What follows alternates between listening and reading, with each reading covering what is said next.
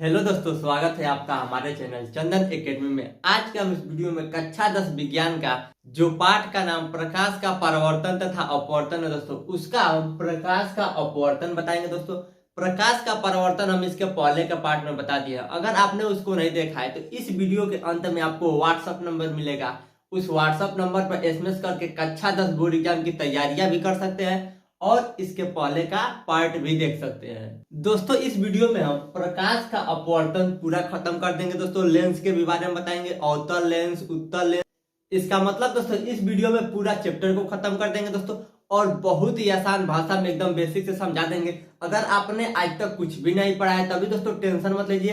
कक्षा 10 board exam की तैयारियां बहुत ही आसान भाषा में कराई जाती है दोस्तों। एक एक टॉपिक को अच्छे से समझा दिया जाएगा। वीडियो के अंत में व्हाट्सएप नंबर मिलेगा, उस व्हाट्सएप नंबर पे एसएमएस कर लीजिएगा। और दोस्तों जो हम यह टॉपिक बताएंगे उसको याद नहीं करना है दोस्तों, केवल थोड़ा थोड़ा समझना है। इसको याद करने के लिए दोस्तों हम ऑडियो नोट्स बनाए हैं। उस ऑडियो नोट्स का मतलब होता है दोस्तों, यह जितना टॉपिक हम बताएंगे उसको ऑडियो के रूप में कन्वर्ट कर देंगे और ईयरफोन लगाकर जैसे गाना सुना जाता है वैसे सुन सुनकर आपको याद करना है। तो इसको यहाँ पे रटना नहीं है दोस्तों, केवल थोड़ा थोड़ा समझना है और उसके बाद ऑडियो नोट से आपको याद हो जाएगा और वहां पे पूरा समझ में भी आ जाएगा। तो वीडियो के अंत में व्हाट्सएप नंबर मिलेगा, उस व्हाट्सएप नंबर पे एसएमएस करेंगे तो आपको ऑडियो नोट्स भी मिल जाएगा। तो दोस्तों सबसे पहले हम लोग समझेंगे प्रकाश का अपवर्तन किसे कहते हैं। इससे पहले एक टॉपिक यहाँ से समझिए दोस्तों। देखिए यहाँ पे एक हम लाइन खींचे हैं, सीधा लाइन। इसका मतलब दोस्तों जो यह इसके नीचे क्या है, मान लेंगे इसके नीचे क्या है, पानी भरा है। यही हम लोग मानेंगे एक डब्बा है, इसके नीचे क्या है, जो यह लाइन है इसके नीचे पानी है। इतना समझ में आ गया दोस्तों। और उसके ऊपर क्या है, हवा है। जो यह लाइन खींचा गया उसके नीचे पानी और उसके ऊपर हवा है। इतना समझ में आ गया दोस्तों। अब देखिए क्या होगा, यहां से हम लोग टॉर्च मारेंगे तो प्रकाश ऐसे आएगा। अब देखिए क्या होगा दोस्तों, आप खुद सोचिए कि जब पानी में हम लोग टॉर्च मारते हैं तो क्या होता है, प्रकाश अंदर चला जाता है। लेकिन इसको ऐसे जाना चाहिए ना, तो यह क्या होगा, ऐसे तिरछा मुड़ जाता है, यानी अपने मार्ग से क्या हो जाता है, विचलित हो जाता है। इसे ही प्रकाश का अपवर्तन कहते हैं। जब प्रकाश ऐसे आएगा और जब पानी में प्रवेश करेगा इस सतह से तो क्या होगा, अपने मार्ग से या तो उधर मुड़ जाएगा या इधर मुड़ जाएगा। यानी यह जो अपना मार्ग सीधा जाना चाहिए प्रकाश को, सीधा नहीं जाएगा। और इसी को क्या कहते हैं दोस्तों, प्रकाश का अपवर्तन कहते हैं। देखिए यहाँ पे लिखा गया है, जब प्रकाश एक माध्यम से। अब समझिए दोस्तों माध्यम क्या होता है। ऊपर वायु है, ऊपर क्या है दोस्तों, वायु यानी हवा है, तो वह हो गया एक माध्यम। और नीचे क्या है, जल है, पानी है, तो यह हो गया दोस्तों दूसरा माध्यम। तो जब प्रकाश एक माध्यम से दूसरे माध्यम में जाता है तो यह एक माध्यम और दूसरे माध्यम में जाता है तो अपने मार्ग से विचलित हो जाता है।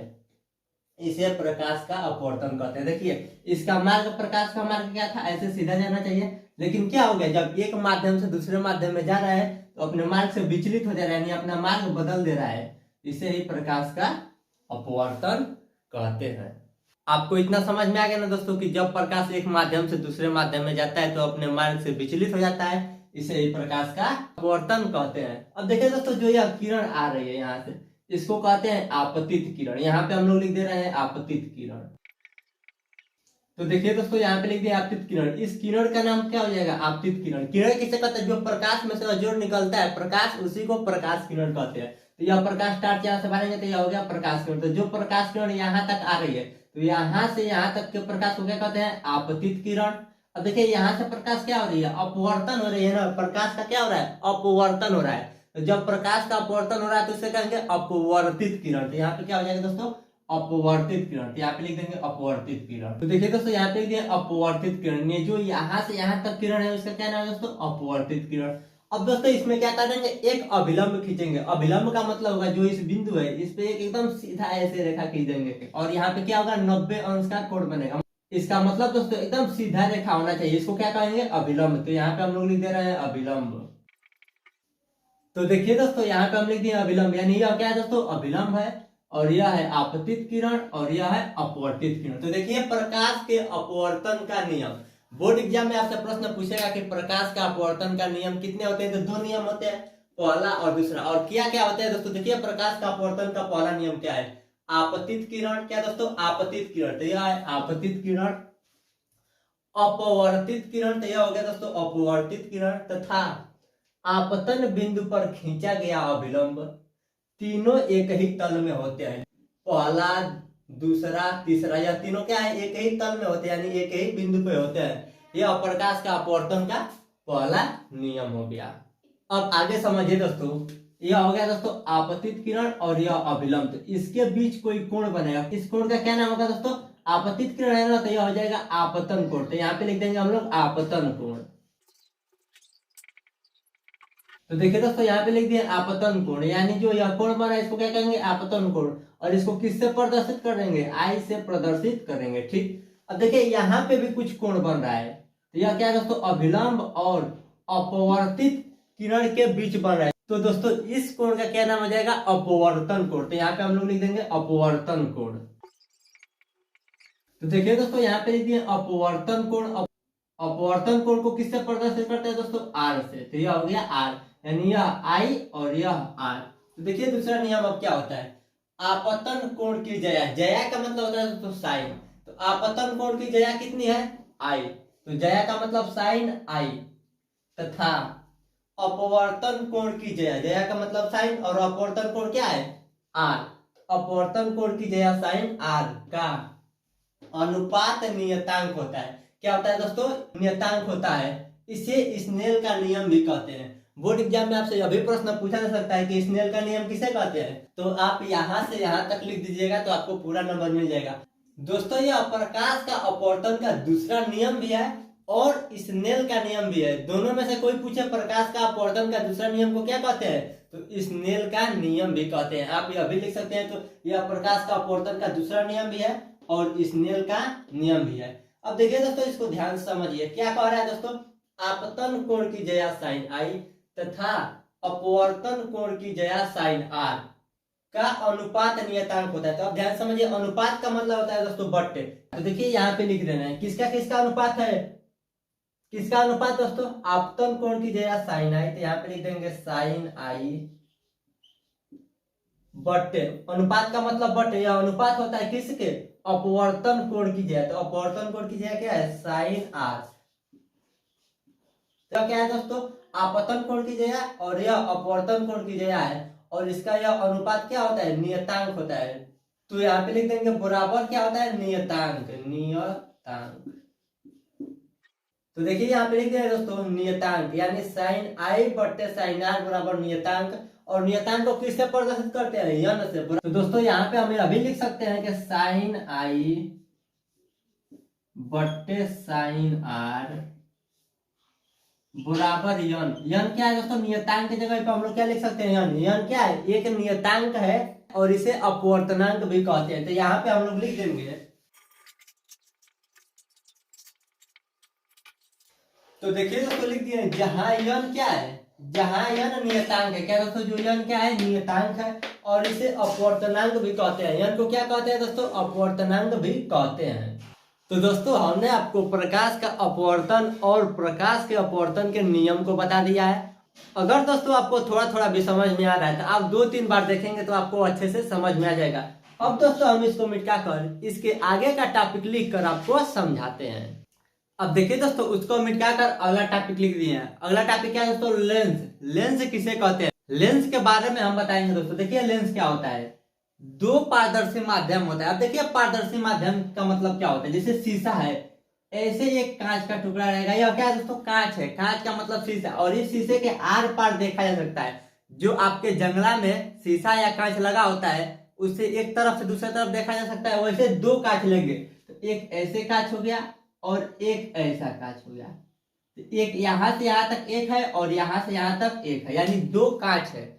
तो दोस्तों ऐसे लेंस बनता है।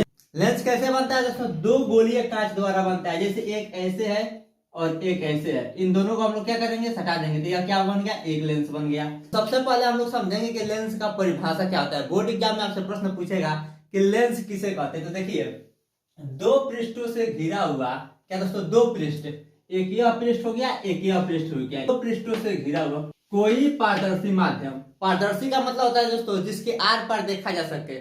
जैसे दोस्तों जो आपके जंगला में कांच लगा होता है उसके हम लोग आर पार देख सकते हैं, तो वह है दोस्तों पारदर्शी माध्यम। और जो आपका चेहरा देखते हैं शीशा, उसमें आर पार नहीं देखा जा सकता है, तो वो पारदर्शी शीशा नहीं है। जिसमें हम आर पार देख सकते हैं उसको क्या कहते हैं दोस्तों, पारदर्शी। माध्यम का मतलब यही है शीशा हो गया, कांच हो गया, कोई भी चीज है जिसका हम आर पार देख सकते हैं, वो क्या हो गया माध्यम। जिसका पृष्ठ गोलीय हो, क्या हो दोस्तों, ऐसा नहीं कि एकदम सीधा ऐसे दो पृष्ठ नहीं रहेगा, जिसका पृष्ठ क्या रहेगा, ऐसे गोलीय हो, क्या हो दोस्तों, गोलीय हो, लेंस कहलाता है। क्या दोस्तों, जिसका पृष्ठ क्या हो, गोलीय हो, लेंस कहलाता है। तो लेंस का मतलब समझ में आ गया दोस्तों। बोर्ड एग्जाम में अगर आपसे प्रश्न पूछे कि लेंस किसे कहते हैं, तो आप लिख दीजिएगा, दो पृष्ठों से घिरा हुआ कोई पारदर्शी माध्यम जिसका पृष्ठ गोलीय हो उसे लेंस कहते हैं। आगे दोस्तों आपसे बोर्ड एग्जाम में प्रश्न पूछा जा सकता है कि लेंस कितने प्रकार के होते हैं, तो ये दो प्रकार के होते हैं। लेंस कितने प्रकार के होते हैं दोस्तों, दो प्रकार के होते हैं। पहला है उत्तल लेंस और दूसरा है अवतल लेंस। अब दोस्तों हम लोग समझेंगे कि अवतल लेंस किसे कहते हैं और उत्तल लेंस किसे कहते हैं।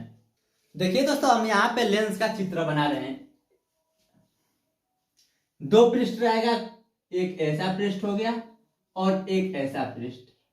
तो यह कौन सा लेंस हो गया दोस्तों, उत्तल लेंस। उत्तल लेंस का परिभाषा हो जाएगा जो बीच में मोटा है और किनारों पे पतला है, उसे हम लोग क्या कहते हैं, उत्तल लेंस। इतना समझ में आ गया दोस्तों। देखिए इसी को यहाँ पे लिखा गया है, वो लेंस जो बीच में मोटा, क्या है दोस्तों, बीच में मोटा है तथा किनारों पे यानी ऊपर किनारा है एक नीचे किनारा है, तो किनारों पे पतला हो उसे उत्तल लेंस कहते हैं। तो यह कौन सा लेंस हो गया दोस्तों, उत्तल लेंस। तो यहाँ पे हम लोग लिख देंगे उत्तल लेंस। तो देखिए दोस्तों, यहाँ पे हम लोग लिख दिए उत्तल लेंस। यह क्या हो गया दोस्तों, उत्तल लेंस। उत्तल लेंस क्या होता है दोस्तों, बीच में मोटा और किनारों पे पतला होता है। अब देखिए दोस्तों अवतल लेंस, दूसरा क्या है, अवतल लेंस। अवतल लेंस ऐसे बनता है, दो पृष्ठ रहेगा, एक यह पृष्ठ और एक यह पृष्ठ, और इसको ऐसे मिला देंगे तो अभी दो पृष्ठों से घिरा हुआ पारदर्शी माध्यम है, तो यह क्या है दोस्तों, लेंस है। और कौन सा लेंस है, अवतल लेंस। अवतल लेंस क्या होता है दोस्तों, बीच में पतला होता है और किनारों पे मोटा होता है। देखिए यहाँ पे लिखा गया है, वह लेंस जो बीच में पतला हो, बीच में क्या है दोस्तों, पतला हो तथा किनारों पर मोटा हो, किनारों पर क्या है, दोनों तरफ मोटा हो, उसे अवतल लेंस कहते हैं। तो दोस्तों आपको इतना समझ में आ गया, अवतल लेंस और उत्तल लेंस। उत्तल लेंस किसे कहते हैं दोस्तों, उत्तल लेंस बीच में मोटा होता है, किनारों पे पतला होता है, और अवतल लेंस बीच में पतला होता है और किनारों पे मोटा होता है। तो दोस्तों हम आशा करते हैं आपको थोड़ा थोड़ा समझ में आ रहा है। अगर आपको थोड़ा थोड़ा समझ में आ रहा है तो बहुत अच्छी बात है, क्योंकि इसको याद नहीं करना है दोस्तों। इसको याद करने के लिए हम ऑडियो नोट्स बनाए हैं, यहाँ पे केवल थोड़ा थोड़ा समझते चलिए। वीडियो के अंत में आपको व्हाट्सएप नंबर मिलेगा, वहां से एसएमएस करके ऑडियो नोट्स ले सकते हैं। अब दोस्तों इसको हम मिटा कर इसके आगे का टॉपिक बता रहे हैं। अब देखिए दोस्तों, उसको मिटा कर हम आगे का टॉपिक लिख दिए हैं। आगे का टॉपिक जो है दोस्तों, यह बोर्ड एग्जाम के लिए बहुत इंपॉर्टेंट है, क्योंकि जो यह महत्वपूर्ण बिंदु है, क्या है दोस्तों, महत्वपूर्ण बिंदु। इससे डायरेक्ट बोर्ड एग्जाम में प्रश्न नहीं पूछेगा, लेकिन दोस्तों जब तक यह समझेंगे नहीं, इसके आगे का टॉपिक नहीं समझ में आएगा। इसलिए दोस्तों इसको याद नहीं करना है, केवल समझना है, क्योंकि यह बहुत इंपॉर्टेंट टॉपिक है। इन सभी को अच्छे से समझना है। तो देखिए इसको बहुत ही आसान भाषा में हम आपको समझाएंगे। सबसे पहले देखिए यहाँ पे आपको क्या बनाना है, लेंस बनाना है। तो लेंस हम आपको बताएं कितने प्रकार के होते हैं, दो प्रकार के, अवतल लेंस और उत्तल लेंस। तो देखिए दोस्तों यहाँ पे हम लेंस बना रहे हैं, दो मार्कर से बनाएंगे दोस्तों, क्योंकि लेंस का दो पृष्ठ होता है। तो और पहचान में आ जाए, देखिए एक ऐसा यह पृष्ठ हो गया, ठीक, और उसमें दूसरा पृष्ठ यहाँ से ऐसे हो जाएगा। यह क्या बन गया दोस्तों, लेंस।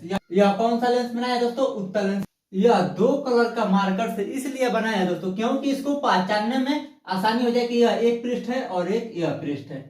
अब देखिए दोस्तों, अब इसके बाद हम लोग क्या बनाएंगे, अवतल लेंस। अवतल लेंस कैसे होता है, एक पृष्ठ ऐसे बना देंगे, ठीक, और दूसरा पृष्ठ इस पेन से बना देंगे। यह क्या हो गया दोस्तों, अवतल लेंस।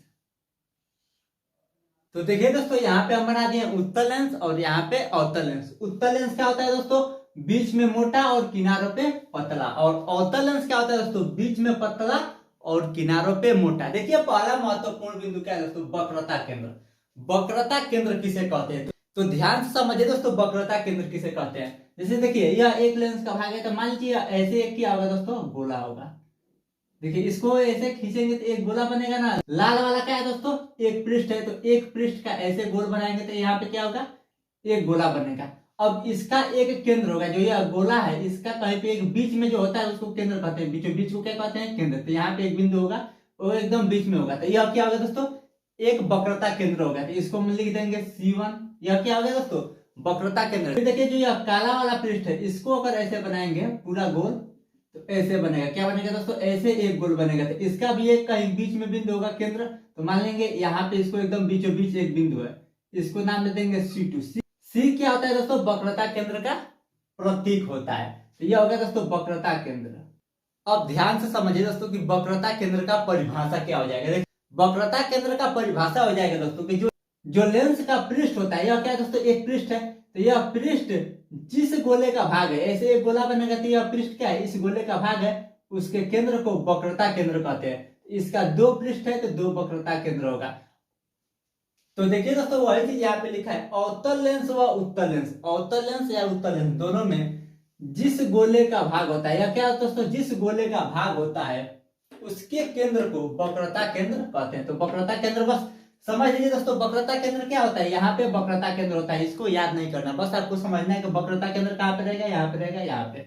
वही काम दोस्तों अवतल लेंस में भी करेंगे। अवतल लेंस क्या होगा दोस्तों, ऐसे ही एक गोला बनेगा, इसका गोला ऐसे बनेगा, तो यहाँ पे एक केंद्र होगा बीचों बीच, इसको क्या नाम दे देंगे C2, क्योंकि जब इधर का है तो C2। और फिर दोस्तों एक यहाँ पे ऐसे बनेगा, यह लाल वाला है, ऐसे एक गोला बनेगा दोस्तों। तो इसके बीच क्या होगा, इसके बीच भी एक, जो यह गोला बन रहा है उसके बीच भी एक बिंदु होगा, तो इसका नाम आ जाएगा दोस्तों C1। देखिए जो पहले है, यह क्या है दोस्तों, पहले आ रहा है ना, तो पहले के वक्रता केंद्र को क्या कहेंगे, C1 कहेंगे। यहाँ पे देखिए जो पहले यह था, तो पहले का इधर बन रहा है, तो यहाँ पे इसको कहेंगे C1, और यह दूसरे का था तो यह हो जाएगा C2। दोस्तों जो वक्रता केंद्र होता है उसको एक वक्रता केंद्र को C1 मानेंगे और एक वक्रता केंद्र को C2 मान लेंगे। तो दोस्तों आपको वक्रता केंद्र समझ में आ गया, अगर नहीं समझ में आया तो कोई दिक्कत नहीं है, बस आप जान लीजिए कि यहाँ पे जो बिंदु रहेगा उसको हम लोग क्या कहेंगे, वक्रता केंद्र कहेंगे। अब आगे टॉपिक है दोस्तों प्रकाशीय केंद्र। प्रकाशीय केंद्र किसे कहते हैं, तो यहाँ पे भी दोस्तों हम अवतल लेंस और उत्तल लेंस बना दे रहे हैं। यह हो गया दोस्तों उत्तल लेंस और यह हो गया अवतल लेंस। देखिए दोस्तों यहाँ पे दो लेंस बना दिए हैं, और यह लेंस के बीच के बिंदु, यह लेंस है दोस्तों, इसके बीच एक बिंदु होगा, तो इसको क्या कहेंगे, प्रकाशीय केंद्र। यह भी एक लेंस है और इसके बीच एक बिंदु होगा, इसको क्या कहेंगे, प्रकाशीय केंद्र। इसका मतलब दोस्तों कि जो लेंस है उसके केंद्र बिंदु को, यानी बीचों बीच को क्या कहेंगे, प्रकाशीय केंद्र कहेंगे। देखिए यहाँ पे लिखा है लेंस के केंद्र बिंदु, केंद्र बिंदु का मतलब होगा बीच, केंद्र का मतलब बीच, बिंदु को प्रकाशीय केंद्र कहते। तो यह क्या हो गया दोस्तों, प्रकाशीय केंद्र, इसे क्या कहेंगे, प्रकाशीय केंद्र। अगला है दोस्तों वक्रता त्रिज्या। देखिए दोस्तों वक्रता त्रिज्या समझने के लिए यहाँ पे हम लेंस बनाएंगे, कौन सा लेंस, उत्तल लेंस, और यहाँ पे एक बनाएंगे अवतल लेंस। ठीक, अब देखिए इसका यह क्या है दोस्तों, प्रकाशीय केंद्र। यहाँ पे एक वक्रता केंद्र C1 होगा, फिर इसी का दो वक्रता केंद्र होगा C2, यानी इसका वक्रता केंद्र 2 है और इसका भी वक्रता केंद्र 2 है। तो यहाँ पे इसका वक्रता केंद्र हो जाएगा C1 और यहाँ पे इसका वक्रता केंद्र C2। देखिए यही वक्रता केंद्र एक इधर है और एक इधर है, यानी इसका मतलब दोस्तों यह दोनों अलग अलग है। मान लीजिए इधर क्या है दोस्तों, अवतल लेंस है और यहाँ पे है उत्तल लेंस, यह दोनों अलग अलग, बीच में लाल खींच दिया, यानी यह अलग है और यह अलग है। तो इस लेंस का क्या होगा, दो वक्रता केंद्र होगा, दो वक्रता केंद्र यहाँ पे लिख दिया, और यह भी लेंस का क्या है, दो वक्रता केंद्र होगा, दो वक्रता केंद्र लिख दिया। अब देखिए दोस्तों वक्रता त्रिज्या किसे कहते हैं, वक्रता त्रिज्या प्रकाशीय केंद्र, या क्या दोस्तों, प्रकाशीय केंद्र तथा वक्रता केंद्र, या क्या दोस्तों, वक्रता केंद्र के बीच की दूरी को हम लोग क्या कहते हैं, वक्रता त्रिज्या कहते हैं। तो दो वक्रता त्रिज्या होगा दोस्तों, क्योंकि दोस्तों दो वक्रता केंद्र थे, एक यह वक्रता त्रिज्या हो गया, फिर देखिए यहाँ पे एक प्रकाशीय केंद्र है और यहाँ पे एक वक्रता केंद्र है, इसके बीच की भी दूरी को क्या कहेंगे, वक्रता त्रिज्या कहेंगे। देखिए वही यहाँ पे लिखा है लेंस के प्रकाशीय केंद्र, यह हो गया लेंस के प्रकाशीय केंद्र, वह वक्रता केंद्र के बीच की दूरी को वक्रता त्रिज्या कहते हैं, यानी जो यह बीच की दूरी है यहाँ से यहाँ तक, इसको हम लोग क्या कहेंगे दोस्तों, वक्रता त्रिज्या कहते हैं। फिर दोस्तों वही काम हम लोग क्या करेंगे, अवतल लेंस में करेंगे। अवतल लेंस में यहाँ पे क्या होगा दोस्तों, प्रकाशीय केंद्र और प्रकाशीय केंद्र, क्या दोस्तों, यह प्रकाशीय केंद्र और वक्रता केंद्र, या वक्रता केंद्र के बीच की दूरी को क्या कहते हैं, वक्रता त्रिज्या। तो यह एक वक्रता त्रिज्या हो गया। अब देखिए दोस्तों दूसरा वक्रता त्रिज्या क्या हो जाएगा, यह यहाँ से यहाँ तक, यह है प्रकाशीय केंद्र, यह और यह है वक्रता केंद्र, इसके बीच की दूरी को क्या कहते हैं दोस्तों, वक्रता त्रिज्या। तो यह हो गया दोस्तों दूसरा वक्रता त्रिज्या। तो वक्रता त्रिज्या कितना होता है, 2। बोर्ड एग्जाम में आपसे प्रश्न पूछेगा कि लेंस का वक्रता त्रिज्या कितना होता है, 2 होता है। वक्रता केंद्र कितना होता है, तो 1 और 2, वक्रता केंद्र भी 2 होता है। और दोस्तों लेंस का प्रकाशीय केंद्र कितना होता है, तो लेंस का प्रकाशीय केंद्र 1 होता है। इसी प्रकार दोस्तों आपके बोर्ड एग्जाम में प्रश्न पूछा जाएगा। अब देखिए दोस्तों, आगे है मुख्य अक्ष। मुख्य अक्ष को समझने के लिए हम यहाँ पे एक और लेंस बना दे रहे हैं। तो देखिए दोस्तों, यहाँ पे लेंस बना दिया है। यह कौन सा लेंस है दोस्तों? उत्तल लेंस, और यह है अवतल लेंस। देखिए दोस्तों, मुख्य अक्ष किसे कहते हैं? जो मुख्य अक्ष होता है दोस्तों, वक्रता केंद्र से होकर जाने वाली सीधी रेखा को, क्या दोस्तों, यह वक्रता केंद्र है, तो दोनों वक्रता केंद्र से होकर जाने वाली ऐसे सीधी रेखा को क्या कहते हैं दोस्तों? मुख्य अक्ष कहते हैं। और यह क्या होता है? एक काल्पनिक रेखा होता है। काल्पनिक का मतलब इसको देखा नहीं जा सकता है, केवल कल्पना किया गया है कि दोनों वक्रता केंद्र से होकर जाने वाली एक सीधी रेखा होती है, और उसे हम लोग क्या कहते हैं? मुख्य अक्ष कहते हैं। वही काम दोस्तों अवतल लेंस में होगा। यह दोनों वक्रता केंद्र हो गया, इन दोनों वक्रता केंद्र से होकर जाने वाली सीधी रेखा को क्या कहते हैं? मुख्य अक्ष कहते हैं। देखिए यहाँ पे लिखा गया है, लेंस के दोनों वक्रता केंद्रों, यह क्या हो गया दोस्तों? दोनों वक्रता केंद्रों से होकर जाने वाली एक काल्पनिक रेखा। काल्पनिक रेखा भी बताया दोस्तों, काल्पनिक रेखा का मतलब केवल कल्पना किया, केवल सोचा जा सकता है, देखा नहीं जा सकता है। तो वह क्या होता है दोस्तों? काल्पनिक सीधी रेखा। सीधी यानी एक ऐसे सीधी रेखा को मुख्य अक्ष कहते हैं। तो दोस्तों, अगर आपको थोड़ा थोड़ा भी समझ में आया है तो बहुत अच्छी बात है, क्योंकि इसको याद नहीं करना है, केवल समझना है। बस आप इतना समझ लीजिए कि यहाँ पे जो रहता है वो वक्रता केंद्र होता है, जो बीच में रहता है उसको क्या कहते हैं दोस्तों? प्रकाशीय केंद्र कहते हैं। और यहाँ से यहाँ तक को क्या कहते हैं? वक्रता त्रिज्या कहते हैं। और मुख्य अक्ष क्या कहते हैं दोस्तों? एक सीधी रेखा को क्या कहते हैं? मुख्य अक्ष कहते हैं। केवल आपको इतना समझना है। अब दोस्तों, हम इसको मिटाकर इसके आगे का टॉपिक बता रहे हैं। अब देखिए दोस्तों, उसको मिटाकर हम आगे का टॉपिक लिख दिए हैं। यह टॉपिक दोस्तों बोर्ड एग्जाम के लिए बहुत इंपॉर्टेंट है दोस्तों, वेरी वेरी इंपॉर्टेंट है। बोर्ड एग्जाम में आपसे प्रश्न पूछेगा दोस्तों कि उत्तल लेंस का मुख्य फोकस किसे कहते हैं, या अवतल लेंस का मुख्य फोकस किसे कहते हैं। यह दोस्तों टॉपिक बोर्ड एग्जाम के लिए बहुत इंपॉर्टेंट है। और दोस्तों, इसको हम आपको बहुत ही आसान भाषा में समझाएंगे। देखिए, सबसे पहले क्या है दोस्तों? उत्तल लेंस का मुख्य फोकस। तो सबसे पहले हम लोग क्या बनाएंगे दोस्तों? उत्तल लेंस बनाएंगे। उत्तल लेंस क्या होता है दोस्तों? बीच में मोटा और किनारों पे पतला होता है। तो यह क्या होगा दोस्तों? उत्तल लेंस। इसका दोस्तों बीच में होता है प्रकाशित केंद्र, और यहाँ पे होता है वक्रता केंद्र C2, और एक वक्रता केंद्र इधर होता है C1। ठीक, इतना समझ में आएगा दोस्तों। और दोनों वक्रता केंद्र से होकर जाने वाली ऐसी सीधी रेखा को हम लोग क्या कहते हैं? मुख्य अक्ष। यह क्या होगा दोस्तों? मुख्य अक्ष। यहाँ पे लिख देंगे मुख्य अक्ष।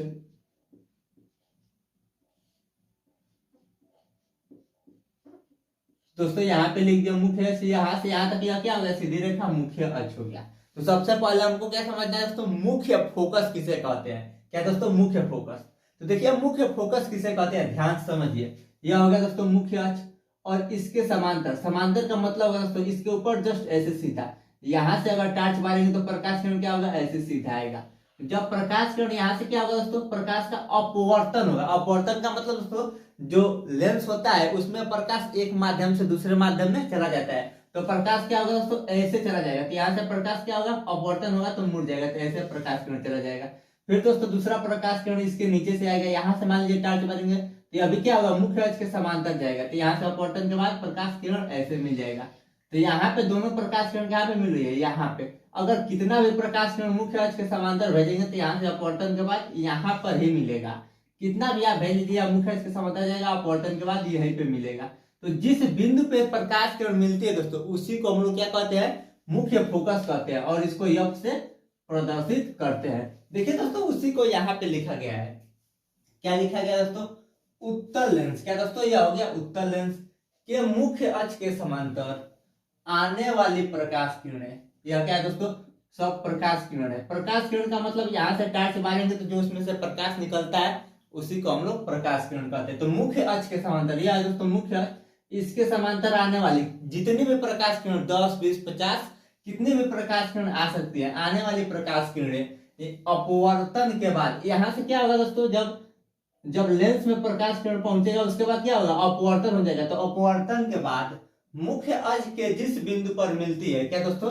मुख्य अक्ष। यह क्या है? मुख्य अक्ष है। मुख्य अक्ष के जिस बिंदु पर मिलती है, इस बिंदु पर मिल रही है, तो जिस बिंदु पर मिलती है उस बिंदु को उत्तल लेंस का मुख्य फोकस कहते हैं। यानी जिस बिंदु पर मिलती है उस बिंदु को क्या कहते हैं दोस्तों?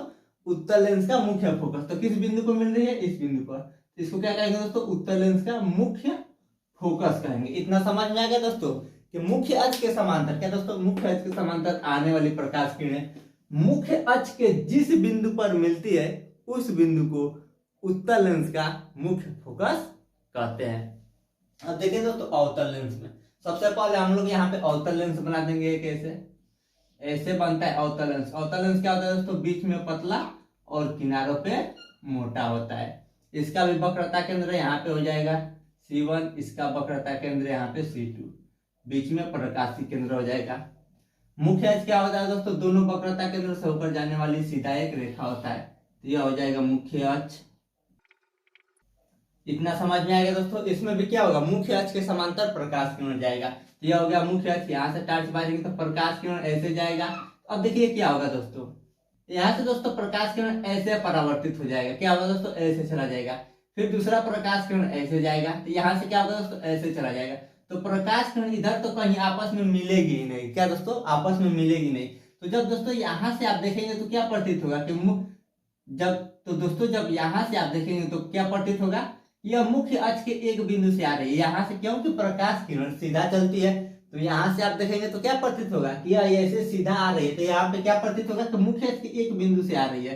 तो जिस बिंदु से आती हुई प्रतीत होती है उसी को क्या कहते हैं दोस्तों, अवतल लेंस का मुख्य फोकस कहते हैं। यहाँ से देखेंगे तो प्रतीत होगा कि इस बिंदु से आ रही है, तो जिस बिंदु से आती हुई प्रतीत होती है उसको क्या कहते हैं, अवतल लेंस का मुख्य फोकस। यानी इसी बिंदु से आती हुई प्रतीत हो रही है, यहाँ पे मुख्य फोकस। यह भी प्रकाश किरण है दोस्तों। यहाँ से आप देखेंगे तो क्या प्रतीत होगी कि यहाँ से प्रकाश किरण आ रही है, केवल प्रतीत होगी, क्योंकि रियल प्रकाश किरण यहाँ से फैल जा रही है, तो आपस में कभी मिलेगी नहीं। तो जब यहाँ से देखेंगे तो क्या प्रतीत होगा कि मुख्य अक्ष इस बिंदु से आती हुई प्रतीत होती है। इस बिंदु के क्या कहेंगे दोस्तों, अवतल लेंस का मुख्य फोकस। देखिए वही चीज यहाँ पे लिखा गया है, अवतल लेंस के मुख्य अक्ष। क्या दोस्तों, यह हो गया अवतल लेंस का मुख्य अक्ष के समांतर आने वाली प्रकाश किरण। यह प्रकाश किरण ऐसे आ रही है, जितनी भी प्रकाश किरण है सब ऐसे जा रही है। यानी इसका मतलब दोस्तों लेंस की ओर आ रही है। आने वाली प्रकाश किरण अपवर्तन के बाद, यहाँ से क्या होगा दोस्तों, प्रकाश का ऐसे अपवर्तन हो गया है, अभी अपवर्तन हो गया। अपवर्तन के बाद मुख्य अक्ष के एक बिंदु से आती हुई प्रतीत होती है। यह अपवर्तन के बाद दोस्तों प्रकाश किरण मुख्य अक्ष के एक बिंदु से आती हुई प्रतीत होती है। क्या आती है दोस्तों, केवल प्रतीत होती है, आती नहीं है। आती तो रियल में मुख्य अक्ष के समांतर है, लेकिन यहाँ से देखने पर क्या प्रतीत होती है कि यह मुख्य अक्ष के समांतर आ रही है। ठीक, यहाँ से देखने पर क्या प्रतीत होती है दोस्तों कि यह मुख्य अक्ष के इस बिंदु से आ रही है, आती हुई प्रतीत होती है। उस बिंदु को अवतल लेंस का मुख्य फोकस कहते हैं। यानी जिस बिंदु से आती हुई प्रतीत होती है उस बिंदु को क्या कहते हैं, अवतल लेंस का मुख्य फोकस कहते हैं, और इसको F से प्रदर्शित करते हैं। तो दोस्तों अगर आपको यह टॉपिक थोड़ा थोड़ा भी समझ में आ रहा है तो इस वीडियो को एक बार और देखिए, आपको अच्छे से समझ में आ जाएगा, क्योंकि यह टॉपिक बोर्ड एग्जाम के लिए बहुत इंपॉर्टेंट है दोस्तों। अब दोस्तों हम इसको मिटा कर इसके आगे का टॉपिक बता रहे हैं। तो देखिए दोस्तों, उसका मिटा कर आगे का टॉपिक लिख दिए हैं। आगे का टॉपिक जो है दोस्तों बोर्ड एग्जाम के लिए बहुत इंपॉर्टेंट है। देखिए यहाँ पे लिखा है, लेंसों से प्रतिबिंब बनाने के लिए महत्वपूर्ण बिंदु। यानी जो हम लेंस से प्रतिबिंब बनाएंगे उसके लिए जो महत्वपूर्ण बिंदु है दोस्तों उसको हम बताएंगे। दो महत्वपूर्ण बिंदु है, इसको हम बहुत ही आसानी से समझा देंगे। पहले दोस्तों हम क्या बना दिए हैं, लेंस बना दिए हैं। यह है उत्तल लेंस और यह है अवतल लेंस। इसका यह होता है मुख्य फोकस, यह होता है वक्रता केंद्र, यह होता है वक्रता केंद्र। इन सभी को हम इसके पहले का पार्ट में बता दिए हैं। और यह है दोस्तों प्रकाशीय केंद्र। अब देखिए दोस्तों पहला महत्वपूर्ण बिंदु क्या है, यह है दोस्तों मुख्य अक्ष।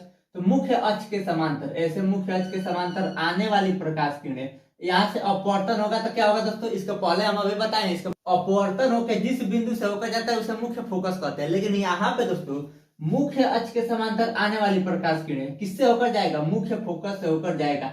इसका मतलब दोस्तों जो हम इसके पहले बताए हैं सेम टू सेम वही है।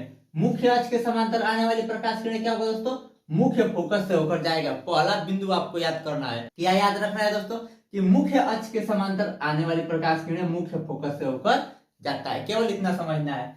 यह हो गया दोस्तों उत्तल लेंस में। अब देखिए अवतल लेंस में क्या होगा, अवतल लेंस में मुख्य अक्ष के समांतर ऐसे प्रकाश किरण आएगा और यह ऐसे चला जाएगा। तो यहाँ से देखने पर क्या प्रतीत होगा कि यह मुख्य फोकस से होकर आ रहा है। इतना समझ में आ गया दोस्तों कि उत्तल लेंस में मुख्य फोकस से होकर चला जाएगा अपवर्तन प्रकाश किरणें, और अवतल लेंस में दोस्तों परावर्तित किरणें मुख्य फोकस से होकर आती हुई प्रतीत होती है। देखिए वही चीज यहाँ पे लिखा है, मुख्य अक्ष के समांतर आने वाली प्रकाश किरणें उत्तल लेंस से अपवर्तन के बाद लेंस के दूसरी ओर मुख्य फोकस से गुजरेगी। क्या दोस्तों, लेंस के दूसरी ओर, यह हो गया लेंस का पहला ओर और यह हो गया दूसरा ओर, तो लेंस के दूसरा ओर मुख्य फोकस से गुजरेगी।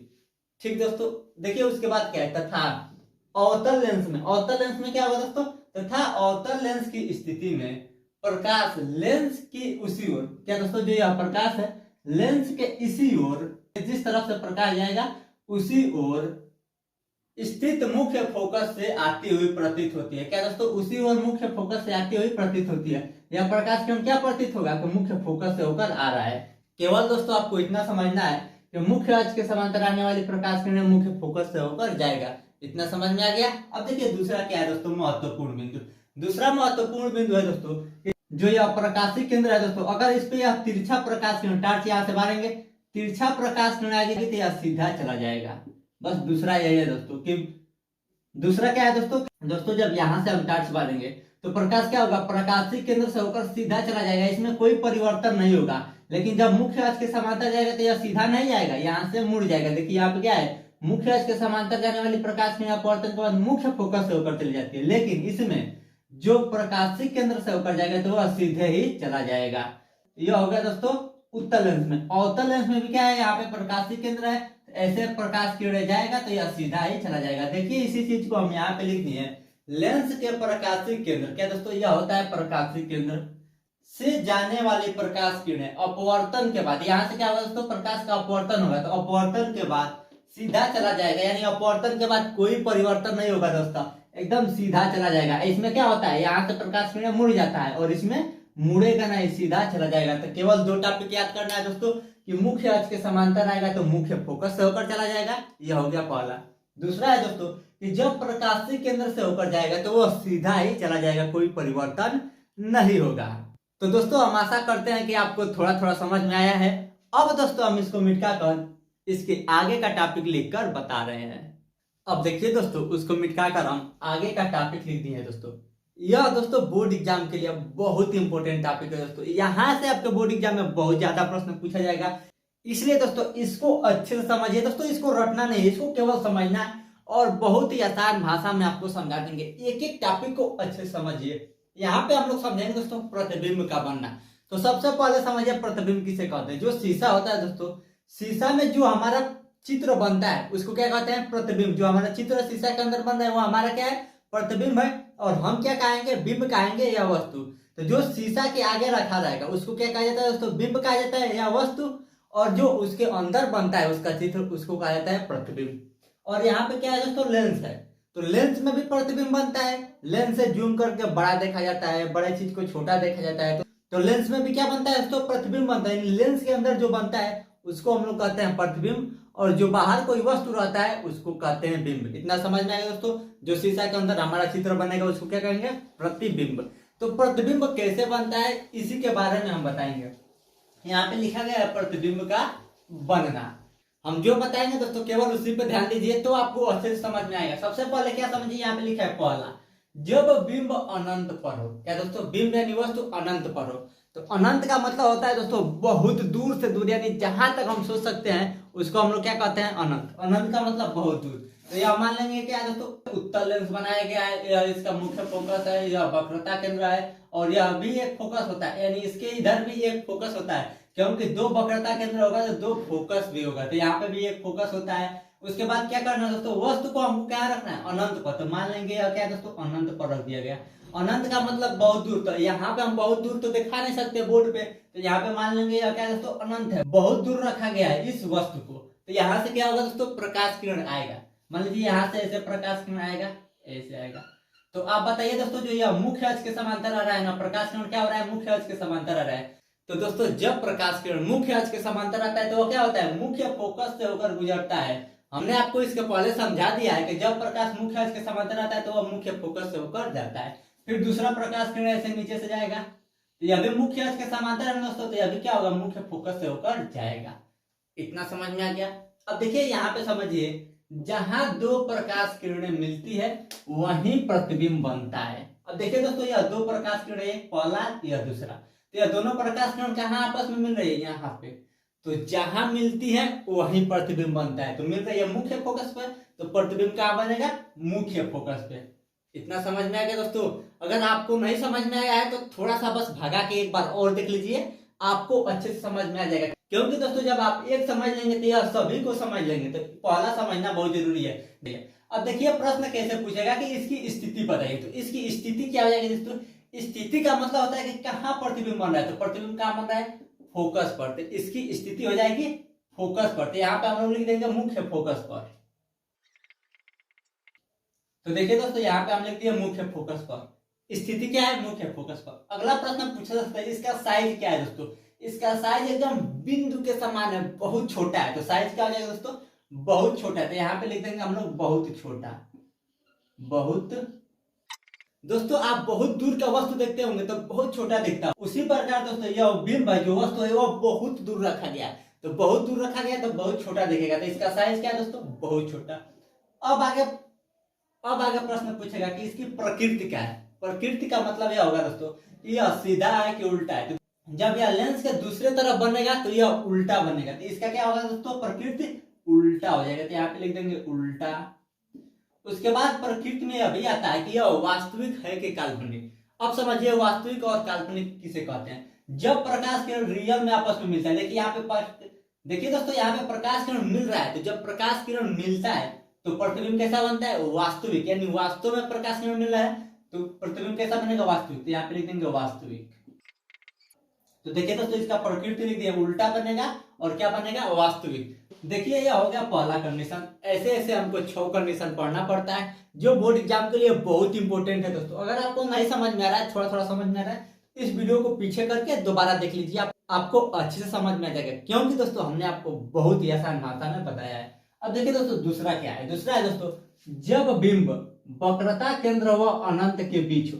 वक्रता केंद्र कौन है दोस्तों? यह है वक्रता केंद्र। और अनंत कहाँ पे है? इधर बहुत दूर अनंत है। तो यह आ गया वक्रता केंद्र और यह अनंत के बीच मानेंगे यहाँ पे। इधर क्या है? अनंत है और यह है वक्रता केंद्र। तो इसके बीच हो गया एक वस्तु रख देंगे। अब यहाँ से क्या करेंगे दोस्तों? 2 प्रकाश किरण भेजेंगे। एक प्रकाश किरण मुख्य अक्ष के समांतर जाएगा। क्या दोस्तों? मुख्य अक्ष के समांतर। तो यह क्या होगा दोस्तों? मुख्य फोकस से होकर चला जाएगा। ठीक। अब देखिए दोस्तों दूसरा प्रकाश किरण क्या करेंगे। यहाँ पे होता है प्रकाशिक केंद्र। तो दोस्तों दूसरा प्रकाश किरण प्रकाशिक केंद्र से होकर जाएगा। तो जब प्रकाशिक केंद्र से होकर प्रकाश किरण जाता है तो वह सीधे ही ऐसे निकल जाता है। अब देखिए प्रकाश किरण कहाँ पे मिल रहा है? यहाँ पे। तो प्रतिबिंब कहाँ पे बनेगा? यहाँ पे ऐसे बनेगा। तो यह हो गया दोस्तों बिंब और इसका यहाँ पे बन रहा है प्रतिबिंब। अब दोस्तों हमको क्या बताना है? इसकी स्थिति बताना है। तो स्थिति क्या है दोस्तों? यह है F1 और यह है C1। स्थिति है दोस्तों F1 और C1 के बीच में, यानी मुख्य फोकस और वक्रता केंद्र के बीच में इसकी स्थिति है। इसके बीच में बन रहा है ना स्थिति, तो इसकी स्थिति हो जाएगी F1 तथा C1 के बीच में। तो देखिए दोस्तों यहाँ पे लिख दिए F1 तथा C1 के बीच इसकी स्थिति हो गई। और इसका साइज क्या होगा दोस्तों? देखिए यह इतना बड़ा है, यह इससे छोटा बन रहा है। तो साइज क्या हो जाएगा दोस्तों? छोटा। केवल थोड़ा सा छोटा है तो यहाँ पे लिख देंगे छोटा। अब दोस्तों इसकी प्रकृति क्या है दोस्तों? उल्टा बन रहा है। क्योंकि देखिए यह इधर ऊपर की तरफ है और यहाँ पे नीचे की तरफ है। तो प्रकृति क्या हो जाएगी दोस्तों? उल्टा। तो यहाँ पे लिख देंगे हम लोग उल्टा। उसके बाद दोस्तों यह वास्तव में प्रकाश किरण मिल रही है ना। तो जब प्रकाश किरण वास्तव में मिल रही है तो यह हो जाएगा वास्तविक। तो देखिए दोस्तों यहाँ पे हम लिख दिए उल्टा बनेगा और क्या बनेगा? वास्तविक बनेगा। तो यह हो गया दोस्तों पहला कंडीशन और दूसरा कंडीशन। अब देखिए तीसरा कंडीशन क्या है। तीसरा दोस्तों जब बिंब वक्रता केंद्र पर हो। बिंब अब कहाँ रहेगा दोस्तों? वक्रता केंद्र पर, यानी यहाँ पे।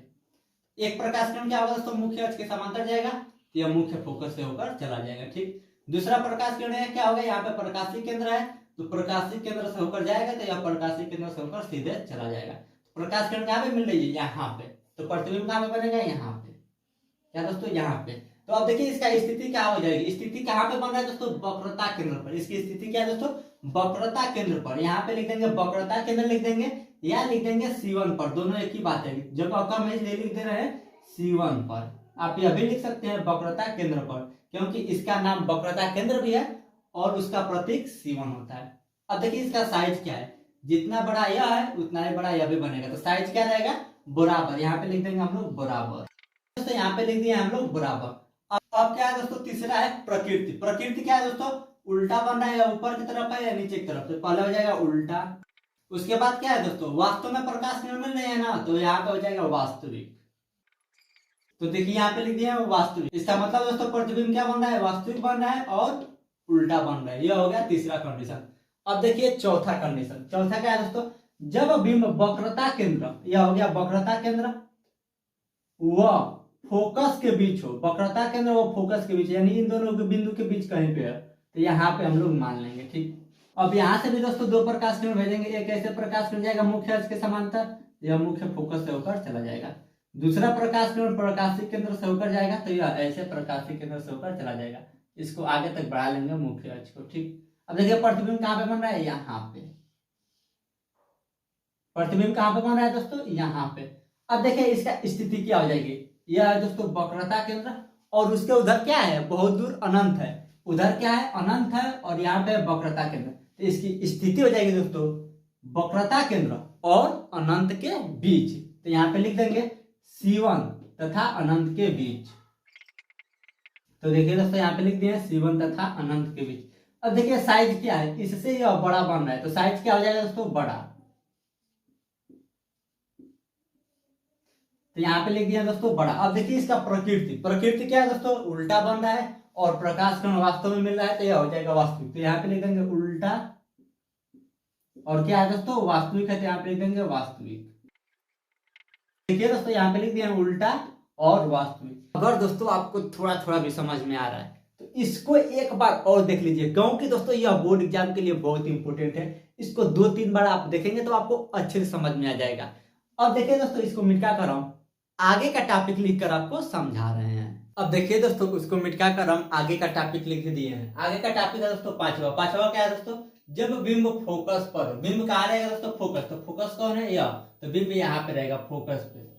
एक प्रकाश किरण क्या होगा दोस्तों, मुख्य अक्ष के समांतर जाएगा। तो जो मुख्य अक्ष के समांतर जाएगा वो मुख्य फोकस से होकर चला जाएगा। ठीक, और दूसरा प्रकाश किरण दोस्तों प्रकाशी केंद्र से होकर जाएगा। तो जो प्रकाशी केंद्र से होकर जाएगा वह सीधे चला जाएगा। अब देखिए दोस्तों यह दोनों प्रकाश किरण आपस में कभी नहीं मिलेगी, यानी ऐसे आगे बढ़ता जाएगा। तो जब दोस्तों प्रकाश किरण कभी नहीं मिलती है तो हम लोग मान लेंगे कि वो कहाँ पे मिलेगी, अनंत पे। अनंत का मतलब बहुत दूर मिलेगी, अनंत पर मिलेगी। तो दोस्तों हम लोग क्या मान लेंगे कि प्रतिबिंब कहाँ बनेगा, अनंत। क्योंकि दोस्तों जहां पे दो प्रकाश किरण मिलती है वहीं पे प्रतिबिंब बनता है। तो प्रकाश किरण कहाँ पे मिलेगी, अनंत पर, तो प्रतिबिंब क्या बनेगा, अनंत पर। तो स्थिति क्या हो जाएगा दोस्तों, अनंत। तो देखिए यहाँ पे लिख दिया है अनंत। अब देखिए इसका साइज क्या होगा दोस्तों, देखिए जैसे जैसे इधर जाएगा वैसे वैसे बड़ा होता जाएगा। तो साइज क्या हो जाएगा दोस्तों, बहुत बड़ा। साइज क्या है दोस्तों, बहुत बड़ा। तो यहाँ पे लिख दिया है बहुत बड़ा। अब इसकी प्रकृति, प्रकृति क्या होगी दोस्तों, जब इधर बनेगा तो उल्टा ही बनेगा। प्रकृति क्या होगी, उल्टा। तो यहाँ पे लिख देंगे दोस्तों हम लोग उल्टा।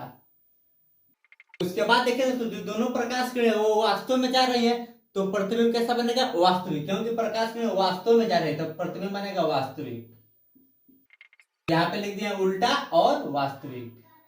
अब देखिए दोस्तों 6 नंबर क्या दिया है। 6 नंबर है दोस्तों, जब बिंब फोकस, यह है फोकस, वह प्रकाशी केंद्र के बीच हो। फोकस और प्रकाशी केंद्र बीच, यानी इसके बीच हो, तो मान लेंगे कहाँ पे रहेगा, यहाँ पे रहेगा। ठीक, तो एक प्रकाश किरण क्या होगा दोस्तों, मुख्य अक्ष के समांतर जाएगा, तो यह मुख्य फोकस से होकर चला जाएगा। ठीक, दूसरा प्रकाश किरण दोस्तों प्रकाशी केंद्र से होकर जाएगा, तो यह सीधा ही चला जाएगा। अब देखिए दोस्तों यहाँ पे प्रकाश किरण समांतर जा रही है, तो हम लोग मान लेंगे अनंत पे मिलेगा। लेकिन यहाँ पे दोनों प्रकाश किरण फैल रही है, क्या दोस्तों, देखिए यहाँ पे पतला है फिर चकड़ा, यानी यहाँ पे फैल रही है, तो प्रकाश किरण तो कभी मिलेगी नहीं।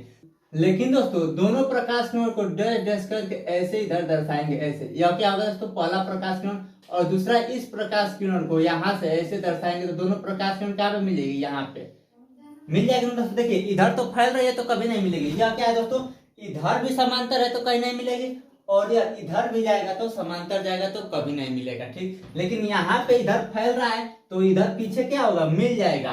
तो यहाँ से अगर आप डैश डैश करके दर्शाएंगे, यानी यहाँ से देखेंगे तो क्या प्रतीत होगा कि यहाँ पे प्रकाश किरण मिल रही है। तो दोस्तों अब इसकी स्थिति क्या हो जाएगी, यह है वक्रता केंद्र, और इधर बहुत दूर क्या होता है दोस्तों, अनंत। तो वक्रता केंद्र और अनंत के बीच, तो यहाँ पे हम लोग लिख देंगे C2, वक्रता केंद्र में C2 तथा अनंत के बीच। तो देखिए दोस्तों यहाँ पे लिख दिया C2 तथा अनंत का बीच। अब देखिए साइज, साइज क्या है दोस्तों, इससे यह बड़ा है, तो साइज क्या लिख देंगे, बड़ा, यानी थोड़ा सा बड़ा है इससे, तो यहाँ पे लिख देंगे साइज बड़ा। अब देखिए दोस्तों इसका प्रकृति, प्रकृति क्या हो जाएगी दोस्तों, देखिए उल्टा बन रहा है कि सीधा, सब में उल्टा था लेकिन यहाँ पे क्या बन रहा है दोस्तों, सीधा। देखिए अभी ऊपर है अभी ऊपर है, तो प्रकृति क्या हो जाएगी दोस्तों, सीधा। के बाद क्या है दोस्तों, वास्तव में प्रकाश किरण मिल रही है, नहीं, केवल कल्पना किया गया है कि प्रकाश किरण इधर मिलेगी, तो यह क्या हो जाएगा दोस्तों, काल्पनिक। सीधा भी है और यह क्या है दोस्तों, काल्पनिक, तो यहाँ पे लिख देंगे काल्पनिक, केवल कल्पना किया गया है। तो दोस्तों यहाँ पे लिख दिए सीधा बनेगा और काल्पनिक बनेगा, बाकी सब में उल्टा बनेगा और वास्तविक बनेगा। और दोस्तों इसमें क्या बनेगा, सीधा बनेगा और काल्पनिक बनेगा। तो यहाँ पे दोस्तों उत्तल लेंस से प्रतिबिंब का बनना समाप्त हो गया। अब हम बताएंगे दोस्तों अवतल लेंस से प्रतिबिंब कैसे बनता है। अवतल लेंस से प्रतिबिंब केवल दो स्थिति में बनता है। पहला स्थिति यहाँ पे लिख दिए हैं, जब बिंब अनंत पर हो। क्या दोस्तों, अनंत पर हो, तो अनंत मान लेंगे, इधर बहुत दूर है तो इसको क्या मान लेंगे, अनंत। तो दोस्तों जब अनंत पे रहेगा तो दो प्रकाश किरण जाएगा, एक मुख्य अक्ष के समांतर। तो दोस्तों देखिए यहां से क्या होगा, दोस्तों प्रकाश का ऐसे अपवर्तन हो जाएगा। तो यहां से जब डैश डैश करके देखेंगे तो प्रकाश किरण ऐसे चला जाएगा, ठीक। दूसरा प्रकाश किरण नीचे से ऐसे भेजेंगे, यह भी ऐसे चल जाएगा। तो प्रकाश किरण दोस्तों इधर कभी नहीं मिलेगा, फैल रहा है, लेकिन डैश डैश करके इधर क्या प्रतीत होगा, यहाँ से देखेंगे तो मुख्य फोकस से होकर जाती है।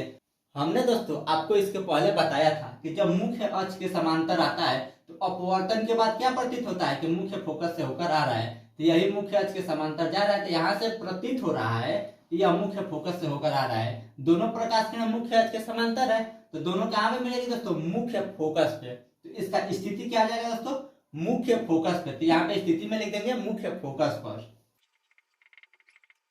तो दोस्तों यहाँ पे लिख दिए मुख्य फोकस पर। अब देखिए इसका साइज क्या है दोस्तों, बहुत छोटा है, एकदम बिंदु के समान। तो साइज क्या हो जाएगा दोस्तों, बहुत छोटा। तो देखिए दोस्तों यहाँ पे लिख दिया है बहुत छोटा। अब क्या है दोस्तों इसका प्रकृति क्या हो जाएगी दोस्तों, यहाँ पे क्या बनेगा, सीधा बनेगा, तो सीधा। और उसके बाद क्या है दोस्तों, प्रकाश किरण वास्तव में मिल रही है, नहीं, प्रकाश किरण वास्तव में फैल रही है, लेकिन कल्पना किया गया है कि प्रकाश किरण यहाँ पे मिलेगी, तो यह क्या हो जाएगा दोस्तों, काल्पनिक। तो यहाँ पे हम लोग लिख देंगे काल्पनिक। तो देखिए दोस्तों यहाँ पे लिख दिया है काल्पनिक, सीधा बनेगा और क्या बनेगा दोस्तों, काल्पनिक। यह हो गया पहला कंडीशन। अब देखिए दूसरा कंडीशन क्या है। दूसरा कंडीशन दोस्तों, जब बिंब अनंत व प्रकाशिक केंद्र के बीच हो। अनंत का मतलब इधर बहुत दूर, और यह है प्रकाशिक केंद्र, इसके बीच कहीं पे हम लोग मान लेंगे, तो मान लेंगे कहाँ पे, यहाँ पे। तो अब क्या होगा दोस्तों, एक प्रकाश किरण मुख्य अक्ष के समांतर ऐसे चला जाएगा, तो यह अपवर्तन के बाद ऐसे चला जाएगा। तो यहाँ से क्या प्रतीत होगा कि यह मुख्य फोकस से होकर आ रहा है। और देखिए दोस्तों उसके बाद दूसरा प्रकाश किरण क्या होगा, प्रकाशिक केंद्र से होकर जाएगा, तो यह ऐसे सीधा चला जाएगा। तो कहाँ पे दोनों प्रकाश किरण मिल रही है, यहाँ पे। तो प्रतिबिंब कहाँ पे बनेगा, यहाँ पे। तो अब इसकी स्थिति क्या हो जाएगी दोस्तों, F1 और O के बीच में, यानी मुख्य फोकस और प्रकाशिक केंद्र के बीच में प्रतिबिंब बन रहा है। तो हम लोग क्या लिखेंगे, F1 और O के बीच में। जगह कम है इसलिए हम F1 और O लिख रहे हैं। आपके पास ज्यादा जगह रहेगा तो लिख दीजिएगा मुख्य फोकस और प्रकाशिक केंद्र के बीच में। तो F1, तो यहाँ पे हम लिख दिए दोस्तों F1 और O के बीच में, F1 और O के बीच में। उसके बाद देखिए अब क्या है दोस्तों, साइज क्या है, इससे छोटा है, बहुत छोटा नहीं है लेकिन इससे क्या है, छोटा है, तो केवल लिख देंगे छोटा। तो देखिए दोस्तों यहाँ पे लिख दिया छोटा। उसके बाद क्या है दोस्तों, प्रकृति क्या है दोस्तों, सबसे पहले सीधा बन रहा है, तो यहाँ पे लिख देंगे सीधा। देखिए यहाँ पे लिख दिया सीधा। उसके बाद क्या है दोस्तों, एक तो प्रकाश किरण वास्तव में है, लेकिन दूसरा प्रकाश किरण क्या है, कल्पना किया गया है, तो क्या बनेगा दोस्तों, काल्पनिक। तो यहाँ पे हम लोग लिख देंगे काल्पनिक। तो देखिए दोस्तों यहाँ पे हम लिख दिए हैं काल्पनिक। प्रकृति क्या है दोस्तों, सीधा बन रहा है, और क्या बन रहा है, काल्पनिक। तो यहाँ पे दोस्तों उत्तल लेंस और अवतल लेंस से प्रतिबिंब का बनना समाप्त हो गया। अब दोस्तों केवल एक टॉपिक बचा है, लेंस सूत्र, जो बोर्ड एग्जाम के लिए बहुत इंपॉर्टेंट है दोस्तों। अब हम इसको मिटा कर आपको लेंस सूत्र बता देंगे। उसके बाद दोस्तों यह चैप्टर आपका पूरा समाप्त हो जाएगा। अब देखिए दोस्तों उसको मिटा कर हम आगे का टॉपिक और लास्ट टॉपिक लिख दिए हैं। क्या है दोस्तों, लेंस सूत्र, जो बोर्ड एग्जाम के लिए बहुत इंपॉर्टेंट है। सबसे पहले इसको समझिए, हम यहाँ पे क्या बनाए हैं। यह है दोस्तों उत्तल लेंस, ठीक। और यहाँ पे जो बिंब रखा जाता है उसका प्रतिबिंब इधर बनता है। जो हम पहले आपको समझा रहे हैं कि प्रतिबिंब कैसे बनता है, उसमें क्या होता है दोस्तों, यहाँ पे एक बिंब रखा रहता था, दो प्रकाश किरणें ऐसे जाती थी, दोनों प्रकाश किरणें यहाँ पे मिलेगी तो प्रतिबिंब यहाँ पे बनेगा। इसका मतलब दोस्तों यह क्या है दोस्तों, बिंब है और यह है प्रतिबिंब। तो यहाँ पे हम लिख दे रहे हैं बिंब और यहाँ पे प्रतिबिंब।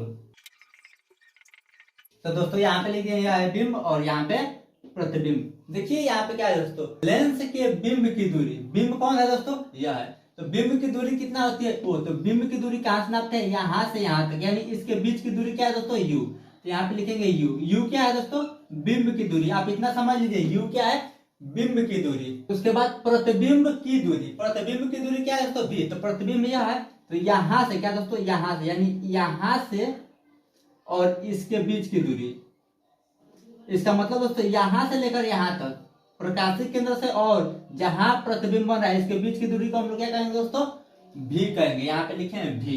इतना समझ में आ गया, u है बिंब की दूरी और v है प्रतिबिंब की दूरी। ठीक, उसके बाद दोस्तों आ गया तथा फोकस दूरी। अब देखिए फोकस दूरी क्या होता है, इसका फोकस दूरी यहाँ पे था, कहाँ पे था दोस्तों यहाँ पे फोकस, तो यहाँ से लेकर इसके बीच की दूरी को क्या कहते हैं दोस्तों, इतना को फोकस दूरी यफ कहते हैं। इतना समझ में आ गया दोस्तों, u क्या है बिंब की दूरी, v है प्रतिबिंब की दूरी तथा यफ है यहाँ से यहाँ तक फोकस दूरी के बीच संबंध को लेंस सूत्र कहते हैं। क्या दोस्तों इसी को लेंस सूत्र कहते हैं। तो लेंस सूत्र क्या होता है, यही होता है जो बोर्ड एग्जाम के लिए बहुत इंपॉर्टेंट है, इसको याद कर लीजिएगा 1/f बराबर 1/v माइनस 1/u, जहाँ एफ क्या है फोकस दूरी, v है दोस्तों प्रतिबिंब की दूरी और u है बिंब की दूरी। और यह दोनों प्रकार के लेंसों के लिए लागू होता है, अवतल लेंस और उत्तल लेंस, दोनों लेंसों के लिए यह सूत्र लागू होता है। तो दोस्तों यहाँ पे यह पूरा चैप्टर समाप्त हो गया। अगर आप कक्षा 10 बोर्ड एग्जाम की तैयारी करना चाहते हैं तो हमारे व्हाट्सएप नंबर पर एसएमएस जरूर करें।